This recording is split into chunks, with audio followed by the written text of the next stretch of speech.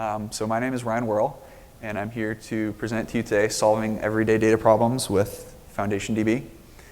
And I want to start off with a few questions because I want to know who is, who I'm talking to here. How many of you have heard of FoundationDB before today? Okay, I just want to know how many people have heard of it. How many people are running it in production? You guys don't have to answer, it's okay. And nobody's running it in production, good. So this will be useful information for everybody.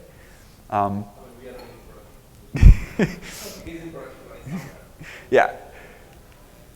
So to give you a little bit of information about me and why I am here telling you about this and why you should care, I work as an independent software engineer, and I've been a part of the FoundationDB community since it was open sourced a little over a year ago now.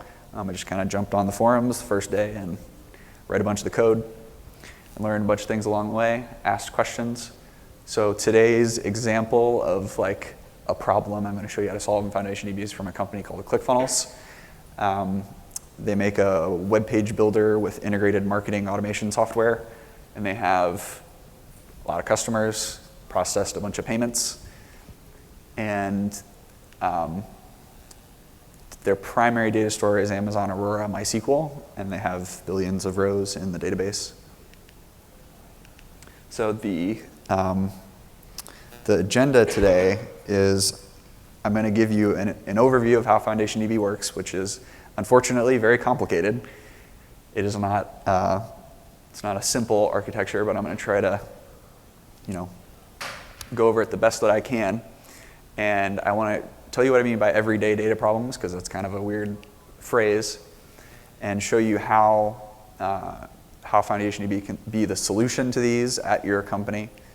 And we're going to motivate that with the real example of something that FoundationDB can be used for and is in progress right now. And I'm going to explain how you can use FoundationDB, not talking about a specific example, but more generically about how you can solve problems with it. So what is FoundationDB? It's a distributed key value store with ACID transactions. It's basically a big ordered map of byte string keys to byte string values, and you can read any key and any value inside of strictly serializable ACID transactions. How many people have heard of strict serializability as opposed to just serializability? Okay, cool. How many people have heard of linearizability? Okay, so serializable is just like the highest isolation level that most database systems offer. In databases like MySQL, people don't like to use it very often because you get into all kinds of weird problems with locking if you're not careful. But it's a little bit easier to manage in FoundationDB. And when you add strictly onto the beginning of serializable, it's basically serializable plus linearizable, which means everything happens in a real-time order.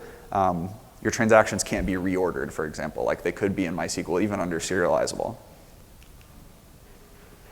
And as I said, you can read and write any key in any transaction. There's no, you're not exposed to the sharding of the internals of the database. That's all an implementation detail that's hidden from you. And the keys are stored in order, which is important. So just like InnoDB stores a B tree, you can do range scans over your data. It's not like a hash partition system where you kind of have to pick a node where the data lives first before you can do any scans. To explain how FoundationDB works, you kind of have to start with the programming language it's written in. It's called Flow, which is basically C++ with actor model concurrency put on top. It's got some extra keywords that make it easier to write concurrent programs, but it's importantly not actually concurrent. When you write programs in Flow along with the runtime library, you write a single-threaded process per core architecture system. You don't just start up a bunch of threads like most applications do. Flow makes it possible to write entirely deterministic distributed systems, which is important for testing, which we'll talk about a little bit later. But FoundationDB is tested with a deterministic simulation system where there's a bunch of different types of workloads that are specified in the just tests in the repo. And those repo or the tests do some type of workload like writing a bunch of keys and keeping the keys all pointing at each other like a bunch of pointers, and you have to test at the end that you kept all the pointers valid. Basically, that's an example of a test that that's performed. And if that test fails, you know that you broke strict serializability or you broke durability, something like that. And because it's a deterministic simulation, you can go back and rerun the test with the same arguments, and it'll happen in the exact same way every time.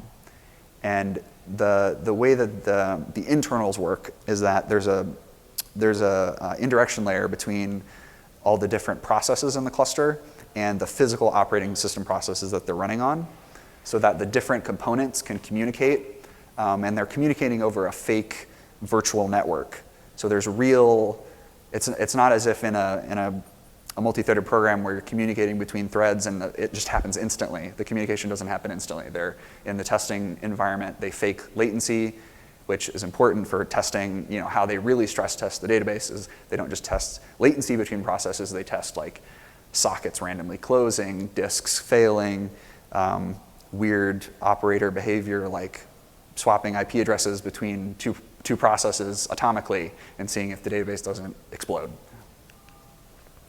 So this box diagram is going to get, unfortunately, very complicated, but all of these pieces that I'm about to show have an important role, and without all of them, FoundationDB wouldn't work. The first part down here in blue, those are the coordinators, and they store core cluster state, and it works basically like Zookeeper does. They use Paxos to manage keeping data in sync between them, and their job is just to elect the cluster controller and some other not that important things. And the coordinators will heartbeat with the cluster controller to detect when it fails.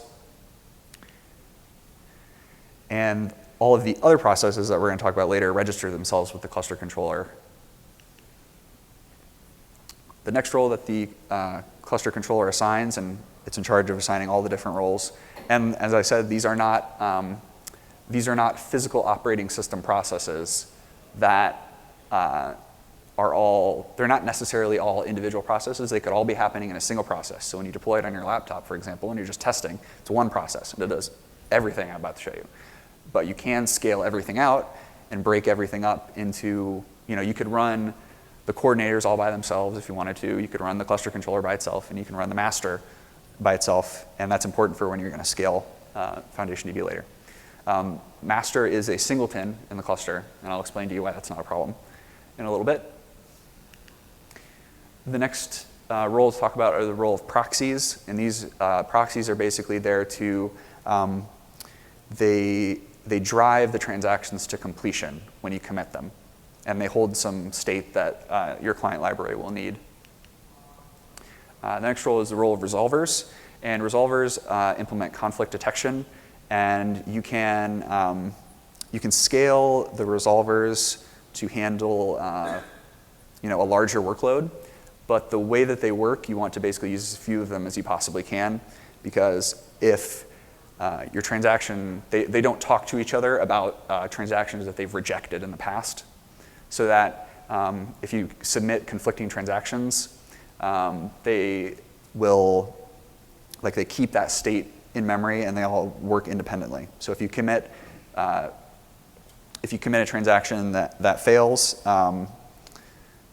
anyway, that not important. I'll get back to that later. They have it's a relatively complicated job, but basically use as few of them as you possibly can. The T-logs are the next role, and they store, it's like a distributed write-ahead log system. They store all of the data that you write, and their job is to just make the data durable as fast as possible. Like they take batches of data in from the proxy, and they f-sync it. That's all they do. So you're not reading from this later other than to send the data onto the storage servers. And those are the next role. And these are the majority of the processes in your system. The The number I've seen is they should be on the order of 90% of the processing power of the cluster. That is dependent on how you configure it, but that's a good rule of thumb to start with. And they, the way that you start a transaction, you just boot your client. The client is distributed as a C library, and there are bindings for a bunch of different languages, and it's not that hard to write bindings for another language if you have to. Languages that are available right now are C. You can just use it from C if you want to. Java. There's bindings for Flow. So if you want to write something in Flow, you can do that. Go, Python, Ruby. There are community bindings for there's community bindings for Node.js, Erlang and Elixir, Rust. It's not that hard to write a new one if you need to. So when your client library starts up, which is just something that you write, like your app, basically. When you boot up, you connect to the cluster controller and ask for the topology, and that's just like where all of those other things are on this box, the IP addresses and ports. And when you want to start doing reads, your client library has to talk to a proxy to get the key range to storage server mapping. So as I said, it's just an ordered tree of keys to values. So you need to get the mapping of where the keys live onto what storage servers they're stored on. So once you have that, this is where I talk about data distribution. So data distribution is an ongoing process that happens in the cluster to optimize how the data is sharded. You don't have to do anything to manage the sharding. It's all handled for you. And it's not just sharding to put it on multiple machines.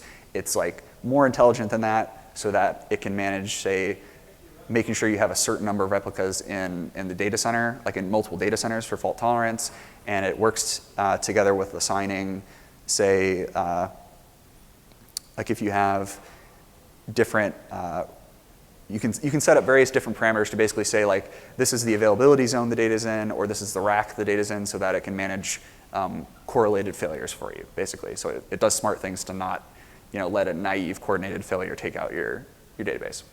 And one important thing compared to a lot of other databases is your data is still alive if at least one replica of the data remains. It is not like a system that's replicated with Raft or Paxos where you need a quorum alive to keep your data alive, because there is no consensus going on when transactions are committed to the system. All of the storages are the same, and they're not actually involved in the transaction path. They just store the data.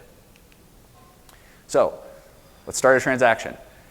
Your client library will batch requests together locally, and it will send the batch of requests to the proxy, which will also do its own batching, and then it will eventually ask the master for a version. I put emphasis on the batching because the batching is very important. This is why the master is not a scalability bottleneck. And when you get the read version back, the read version that you get is the highest version that has ever been committed to the cluster before. That is very important. That is how strict serializability is maintained and how you get causal consistency between each of your transactions. So after you commit, when you start a new transaction, you know that you can see all the previous data that you wrote. When you go to do reads, this is an awesome feature of FoundationDB, is that when you do reads, you just read directly from storage servers. And you send the version along with your read. It's a multi-version system. You send the version along with the read. And the storage processes keep a 5-second history of data in memory, so that when you perform a read at a previous point in time, you just get it out of the storage server. But once that 5-second limit passes, and you're using the disk storage engine, for example, it's just single version on disk after that. So you're not storing like an infinite history of all your data that can be difficult to manage in other systems. There's a memory storage engine option, and that's just a binary tree, and it also stores a history of versions for 5 seconds. The 5-second limit on how long a transaction can be is spelled out in the documentation in multiple places, and there are 2 reasons for it. One is that just storing the versions in memory. The second reason is the resolvers only store 5 seconds worth of conflict history. So if you have a read-only transaction, there's no fundamental limit in the architecture of FoundationDB to eventually be expanded to let you do read-only transactions for longer than 5 seconds. But read-write will probably be unlikely to change in the future, just because it means you have to store more conflict history, and that creates its own problems. So what are the consequences? Yeah, so as I said, all replicas can participate in reads, and your client will actually load balance among the different replicas of the data, and it will, if you set the location correctly on all of your storage processes to say that like it's in this availability zone or data center, your client will go to the local storage server if it's available. Failures of all but one replica will keep the key range alive. Like I said, it's different from other systems, and I think it's a really important feature. So when you write in a transaction, your writes are all buffered locally, and they're just stored in memory on your client until you commit. When you're ready to actually commit, it's a multi-stage process. This is basically the flip side of what I talked about, where you can have any replica participate in reads. This is the flip side of that. The commit protocol is more complicated than in some other systems. So you send your read and write conflict ranges, which are just basically the keys that you read and wrote during your transaction. You send that, and along with the mutations, which is the actual data that you wrote in your transaction, over to the proxy. And the proxy will, again, batch the transactions together and get a commit version from the master. And the master does not receive the actual mutations and conflict ranges. It's literally just saying, give me the version. There's some more communication that happens between some other processes in the cluster, but you don't see it as a part of your transaction. So as I said, the master is not a throughput bottleneck. For any conceptual reason, there are obviously bugs or things that are not implemented perfectly that could make this the case, but there's no fundamental reason why that is the case. So if you're hitting, you try to do a bunch of transactions and you can tell that the master is a bottleneck, then you can tell the team, and people will work to fix that because it's not supposed to be a bottleneck. The intelligent batching is very important for FoundationDB. That's what makes the workload so small for the master. And the conflict ranges, they're not processed by the master at all. The conflict ranges are processed by the resolvers. So as I said, this is how conflict detection works. You send the version, your read version, from when you started your transaction, along with the conflict ranges over to the resolvers. And the way that conflict detection works is fairly simple. If anybody wrote to a key that you read between your read version and your commit version, your transaction will be your transaction has failed because it's an optimistic concurrency system, and your client library will receive a message that you need to retry. And the client libraries are written in such a way that retrying is a natural operation. When you're using them correctly, you basically just provide a function that implements your transaction, and the client library can call it multiple times as it needs to commit your transaction. And there's not a bunch of retry logic that you have to handle. It's mostly handled for you. The next pass is, if your transaction did pass isolation, conflict detection, you send all of the mutations over to the transaction logs. I use the word relevant because it's kind of complicated which transaction logs you need to commit to, and I'm not 100% sure exactly how it works. But from my understanding is that you send the data, they're sharded by key range, and you send the data that is for the range that you wrote to. But additionally, if you only wrote to the range that would be owned by one transaction log, the data needs to be additionally replicated onto multiple transaction logs so that if your transaction, or if the database fails at some point, your data is safe. So if you only committed to one server, that's not good enough to maintain durability. So there's a system that makes sure that the transaction logs are, you have enough copies to handle failures. And in the background, the transaction log data gets copied over to the storage servers, and there's a system that basically assigns storage servers to transaction logs, and they just pull the relevant data. The way that failure detection works, this is a critical thing to understand about FoundationDB. All of the processes right now heartbeat with the cluster controller, and the cluster controller is currently, as far as I know, the bottleneck to how big you can scale your cluster, because the heart beating needs to, it's heart beating individually with every core and every machine, not just every machine. There's probably something that can be done about that in the future, but I think the documented limit that people have talked about on the forums is you can go as big as 1,500 cores. I think the documentation says 500 cores, but I know people that are using more than 500 cores, so it does work. The transaction system is everything that's outlined in green here. So there's the master, the T-logs, proxies, and the resolvers. And if any one of these fail, the database does what's called a recovery. And a recovery is the cluster controller recruiting other processes to do those same roles. This only takes a couple seconds under normal circumstances to happen, but this is a key thing to know about FoundationDB. When those fail, there are no transactions that commit during a recovery. It's not like other databases that, for example, replicate, they shard and then they have individual sets of replicas that if your transaction commits to, well, there could be a failure somewhere else and your transaction could commit fine over here. It doesn't work like that. The important reason why that's not a problem for most people, I would think basically all people, is these can run on their own machines if you want to.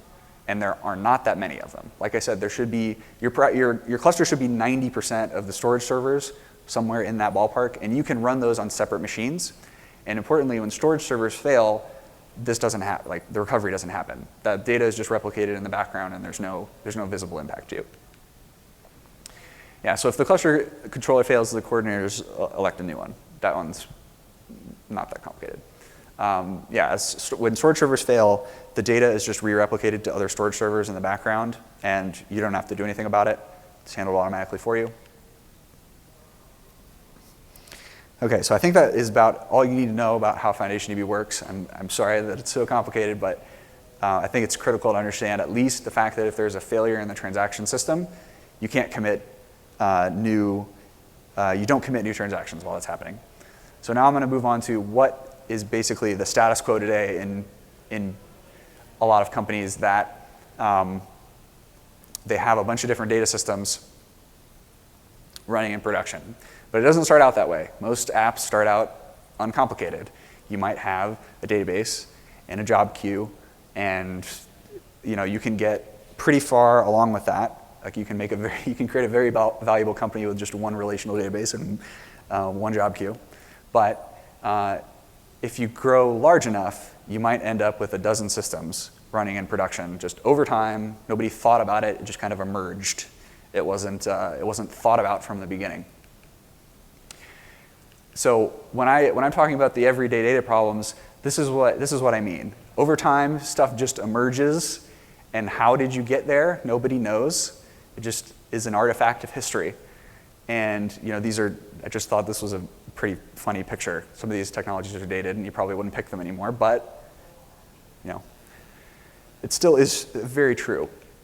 A lot of companies are starting to use microservices architectures, and the unfortunate consequences is that it can make this problem even worse, because if you have a dozen different data systems running in each microservice, which is obviously extreme, that's not actually going to happen, but you may have 2 or 3 for each of them, you just recreate the thing I just put on the last slide, except now they're all talking to each other. It's even worse.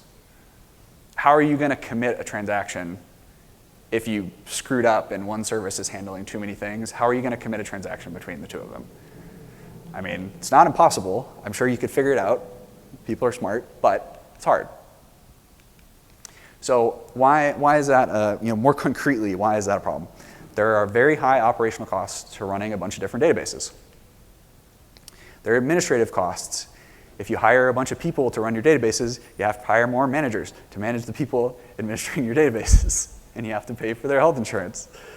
And you pay to duplicate all the data between your systems. If you have, on average, let's say 10 systems that hold roughly all of your data, maybe it's not all of it, but a lot of your data, and it's duplicated between them because you have different query patterns that are satisfied by different databases, like a search engine and an OLAP database and your operational database.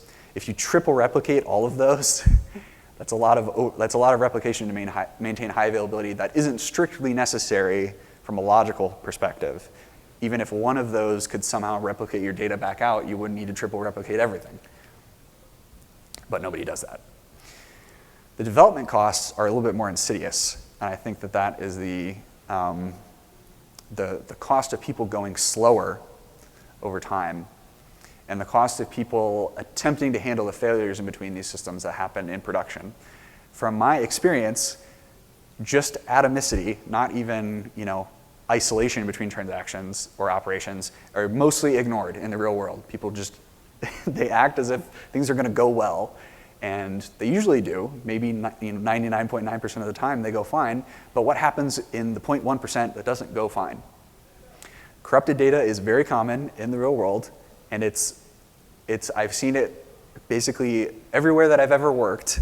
I've seen some corrupted data that it appears as a mystery. Nobody knows why it was corrupted, and there's no way really to find out. It was, so you have to go fix it. There are also, and these are more prevalent than in the past, there are security costs and security risk to replicating your data into a bunch of different systems.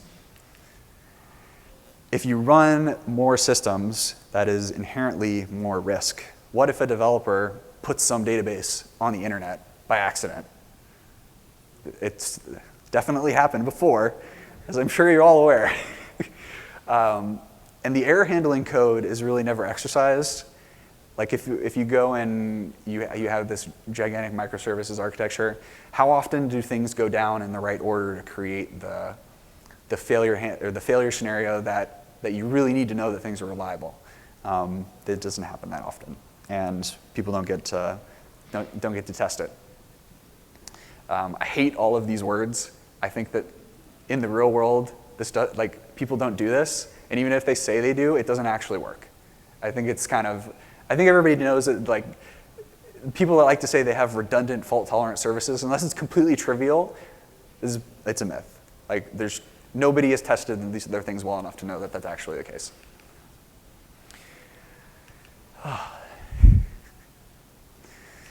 Managed services. People like to use managed cloud services now. They're very popular. They can definitely save you on operational costs, but the cloud provider is not going to pick up the pieces for you if you corrupt your data in your managed service. They will reboot your VM, they will apply security patches, and that's all good stuff. But if you run a weak system, such as one that doesn't f-sync to disk, or doesn't do it often enough, or has async replication, you can lose your data, or it can get corrupted. And it doesn't matter that it's a managed cloud service. It's still your fault when it happens. So how can FoundationDB be a solution to these problems? To reference what I just told you about, FoundationDB is tested to not have those problems. It doesn't have those problems. The testing is so vigorous, and they're doing, I think the number that was quoted at the FoundationDB Summit was tens of thousands of simulated hours of testing every night. And over the last almost 10 years now, since the database was created, started in 2009, and simulation has been there basically the whole time, as far as I know. The simulation database was written before the real database. They've done, millions and millions and millions of hours of these simulated tests. You can run multiple systems in one cluster. Because it is pretty generic, it's just a map of byte keys to byte values, you can make whatever you want. And I'll show you how you can do that. And if you need to build eventually consistent models, like for example, stream processing, when you commit data into your stream processing system, it's not immediately consistent out processed on the other side, because it could be some aggregation that takes a window of data and aggregates it and spits it out somewhere else. That's eventually consistent. It's easier to build those things too. on top of FoundationDB, because the transactions still help you to know that the code that you're writing is correct. It's not just about the OLTP data. You can build other systems. So for example, a relatively common architecture is to take your OLTP database, replicate the changelog of rows that were updated, deleted, inserted, and then you take that data and you do some transformations on it and you put it into an OLAP database. It's a very common architecture. You can do all of that in FoundationDB. Whether or not it's a good idea depends on how much data you have, especially that OLAP part. You may want to put that in another system, but there's nothing inherently stopping you from using FoundationDB to, for example, take that changelog, turn it into what is essentially a column store, and store all of the relevant fields together and compress them, and write your own little engine to do scans on that data. There's nothing stopping you. Whether or not that's a good idea, as I said, depends on how much data you have and how much time you have. But you get transactions. So now let's talk about the ClickFunnels real-world example. So ClickFunnels has a feature called Smart Lists. And as I said, ClickFunnels has marketing automation software. So as a part of that, people have email lists, and attributes can be added to the contacts on those email lists. And when ClickFunnels customers want to send emails out, they have an option to use this Smart List feature, which takes all of those attributes and you can write your own rules to say who should be included. An example of this is, have you bought this product from me in the past, or what state you live in? Those types of things are kept track of in here, and customers can write their own rules. So it's essentially user-defined queries. And it's running against billions of rows in an OLTP database. And it's a pretty normalized database. The user-facing portion of the queries is smaller than the automated portion, but there's hundreds of these queries going on at any given time. So this is an example of not the exact schema, but something that is roughly on par with it. There's just constantly these queries running, and this where clause can get real weird, because like I said, it's a user-defined query. You can't make an index for all of these, is what I'm saying. But the data volume is hundreds of gigabytes. It's not like petabytes of data. So I think it's a common data volume at many companies to say it's not the biggest data in the world, but it is sizable. You can't do dumb things and expect your queries to work. And we're doing complex joins, as I showed you. That's not as many joins as there can be. There can be more joins than that in the real system. And you're doing it on row-oriented storage over not huge data, but as you can tell, it's probably not going to go well. These queries are not fast. And because they're user-defined, you can't make an index that's going to satisfy every single one of the queries. And until very recently, and still today, it has drawbacks. Aurora only has single-threaded queries. The parallel query feature of Aurora doesn't kick in until I think you're expected to touch 10 gigabytes of data. And most of these queries don't touch 10 gigabytes of data. So it just isn't a relevant feature. But thankfully, when you break this problem down into its most core components, it's really just Boolean operations on sets of integers, like anding and oring lists of IDs together to basically say you match this rule and this rule or this rule. If you know anything about databases, Oracle has had these for a long time. I don't know how good they are, but bitmap indexes are a good solution to this problem. So to do the 101 of bitmap indexes, it's the most popular library, and the library that is the best, as far as I know, for doing this is called Roaring Bitmap. It implements a compressed bitmap format, and the space usage is proportional to the number of bits that are set. So it's not like if you store a bunch of zeros in the bitmap, you have to store all the zeros. It implements basically a bunch of containers that will compress differently, so that if you have long runs of zeros or long runs of ones, it can do run length encoding. It has multiple different ways to encode them that keeps it efficient. And you can do billions of operations a second on these bitmaps because they implement assembly for all of these using SIMD, and I think they just recently added support for AVX 512. So on a not very large machine. You can do billions of these operations a second. And it's very easy to parallelize across multiple cores and multiple machines if you wanted to. As I said, you can do billions a second, so it's not necessary for this problem, but you can. The longest evaluation times for the largest customers take multiple minutes to run in Aurora, and they are 100 milliseconds on those same types of queries with bitmaps, which is a gigantic win, obviously. The new possibilities that are opened up by this for like actual product features that provide value to customers are evaluating the rules for every on every website page view. You can also show people live in the UI how many people this query match in real time, which is helpful. It's not a feature that's there today. And you can also adapt stats and analytics into this format by, for example, creating a bitmap for every range of time that you want to store. So you could create hourly bitmaps or daily bitmaps. And if you wanted to roll them up over time to, say, turn daily bitmaps into a monthly, you just add them together. Not very complicated.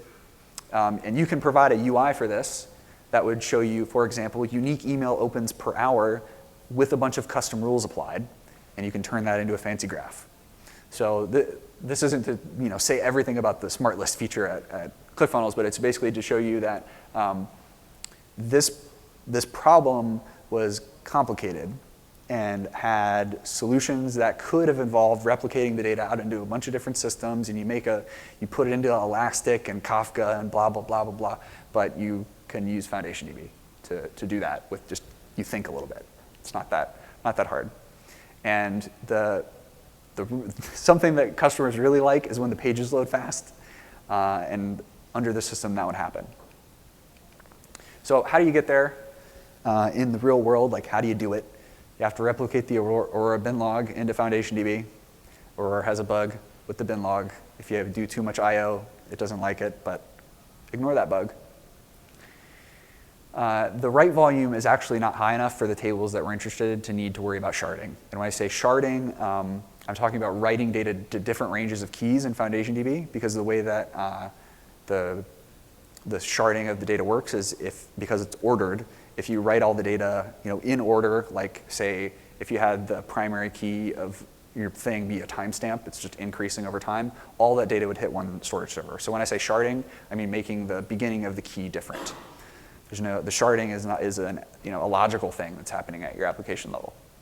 And this is where I'm going to start showing you like examples of how to do things for yourself in FoundationDB. And this is an example of a log structure, which is common if you want to process data over time. There are two important things in this notation. On the left, there is an array, and this is just coming. It's not in any specific programming language, but it's you get the point. And the reason why it's an array is because all of the language bindings come with what's called the tuple layer.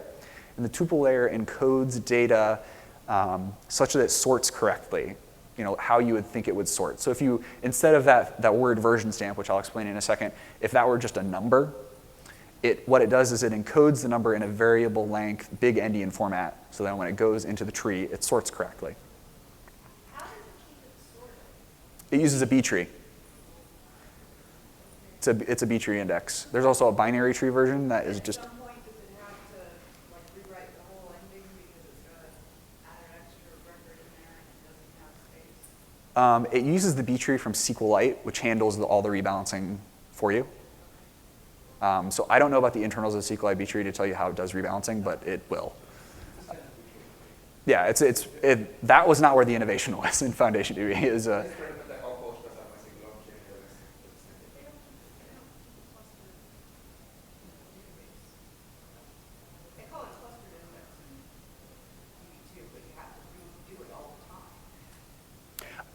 Okay. To keep everything in the right order. That's why I can't understand how you keep it in the right order all the time. Yeah, I mean, I don't know enough about the internals of the B tree to tell you how it does its rebalancing, but I know that it does.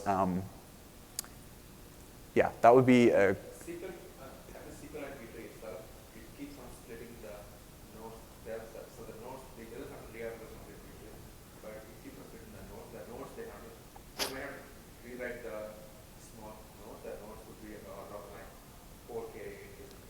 They may not rewrite the whole node. Yeah, and this is only meant for SSDs. It does not work well on hard disk drives. So, step 2, how do you get there? We chunk the bitmaps into small segments of, say, 2 to the 18th bits. This is basically just so that you don't go over the limit of how big a value can be in FoundationDB, which is 100K. The size of the key, the largest key that you can have is 10K. You should not make a key that's 10K. That is, you're doing something wrong if you need a 10K key. So we evaluate the rules as, like, the rules are individually defined by customers. So we evaluate them as new data comes in that's relevant for the rule, and you set the bits where the rules match. And periodically, you write that segment of the bitmap into FoundationDB. So as I said, this is an eventually consistent system using FoundationDB, and it's easier to make because of it. We only use one writer at a time to keep the contention low. That's not a limitation or anything. It's just the easiest way to do it and not worry about contention. And this is an example of how you store a large object among many keys. Because I said the limit of how big a value can be is 100K. You would want to, if you had a value that you had to store that's bigger than 100K, you would split it up among multiple keys. So the rule in this array is an ID from the Aurora database. It's not anything related to FoundationDB, but the chunk ID is. So for each chunk, when I'm talking about chunk, I say like the 10 to the 18th chunk. Each 10 to the 18th chunk numbered from 0, you'd put that as the chunk ID, and that's the key that would get stored. And we only write these out periodically, so we're not constantly overwriting big bitmaps, because you don't want to waste a bunch of I/O rewriting the same thing over and over again. So step 3, how do you get there? To do the read side of this, you do a range read for every chunk. And you can parallelize this by reading different ranges in different cores or different machines. Which is just, it's like the basic fork join parallelism that you learn about in your introductory CS class. So to show how this works from a logical perspective, core 1 is assigned chunk 1 for rules 1 and 2. And it does the evaluation of the rules, either anding or oring, depending on what the rule says. And core 2 evaluates chunk n. So you can just, as many splits as you need to keep it fast, that's what you do. So as I said, the experimental results of this thing, the real world queries, like modeled after what customers actually do in production, take under 100 milliseconds. It's, by far, you can run it on one box today if you wanted to, because it's so fast. Like I said, billions of these integer operations a second. Bitmap operations a second. And if you wanted to, you can make it distributed. It's not that much extra work. You can use FoundationDB to do service discovery and manage all of the stuff about your processes because it's consistent. And like the work of, you wouldn't need to use Kubernetes, basically, is what I'm trying to say, to make it consistent. With my theme of keeping things simple and not running a bunch of different systems. Writing your own service discovery on top of FoundationDB is pretty trivial. And if you want high availability from this system, not for FoundationDB that manages its own high availability, but if you wanted to make this highly available, you would just put a load balancer in front of it and put it in an auto-scaling group and say, like, if one goes away, put a new one in, and it can use FoundationDB to feed its data back in to pick up where it left off. So this system is under 3,000 lines of JavaScript, the prototype system that I'm talking about, plus the roaring bitmap library, which is a couple thousand lines of C. So when it comes to your problems, FoundationDB's performance is, a lot of people they ask questions like, how fast is FoundationDB? How many operations can I do a second? How many transactions can I start a second? And the way to think about that is because it is such a simple model, it's just a key value store, how fast your individual transaction is up to you. Because you have full control in the client library to do whatever operations that you need to concurrently. It's not like in MySQL where if you have a transaction and you want to do multiple things inside that transaction, you issue one query, wait. You issue another query, wait. You can overlap the things that you're doing in FoundationDB to get the maximum concurrency potential out of your transaction. One thing you also need to worry about is don't unintentionally coordinate and have a bunch of different keys being written to at the same time by multiple transactions, you'll get conflicts. And you need to break down the critical path of your transaction and think about each step and make sure that you're doing those without waiting on other things unintentionally. And I'll show you, this is a real world, like, this is the Amdahl's law, basically, showing you what in the real world will happen if you don't think about this very much. If you only do half of your transaction in parallel, you can only get 2x speed up. But if you're smart and you can get 95% of it to run in parallel, you get a 20x speed up. This is a manifestation of what happens if you don't do this. If you do a naive implementation of a feature called the high contention allocator, which is an internal thing that is not particularly important to talk about, but basically what it's doing is it's having every transaction that starts, it attempts to, it basically creates a conflict every time because they're not smart about avoiding coordination. And it tops out at about 275 allocations a second. And an allocation is just, it makes a number for you, basically. It's not important to say what it is, but it's only doing 275 of them a second. And the latency just goes up as you add more concurrent writers performing this transaction. But if you think about the actual work that's going on in your transaction and how you can avoid conflicts and how you can use some of the more advanced features of FoundationDB like snapshot reads to avoid creating conflicts, you can create the exact same feature that will scale roughly linearly and takes about 13 milliseconds to run no matter how many concurrent clients you add.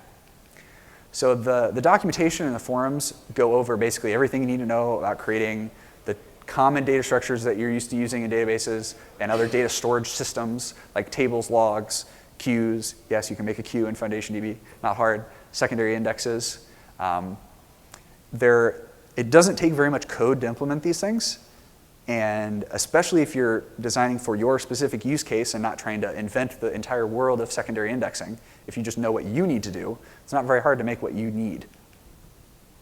You get the freedom to build the exact solution that you want, and you don't get the explosion of a dozen different data systems running in production, the nightmare that I was alluding to before. You get one cluster to manage, one cluster to secure, one API for the developers to learn. If you have any questions, or you want to talk to me afterward, you want to learn more about FoundationDB, that's my Twitter handle and my email address. I'd love to talk to everyone about FoundationDB that wants to learn more. I know that there's a lot that I talked about in this talk, and it's kind of complicated. So if you have any questions, reach out to me, or the forums are forums.foundationdb.org, and the website is just at foundationdb.org, and you can, documentation's there. People are very friendly on the forums, so ask questions if you're interested. That's it. Thank you.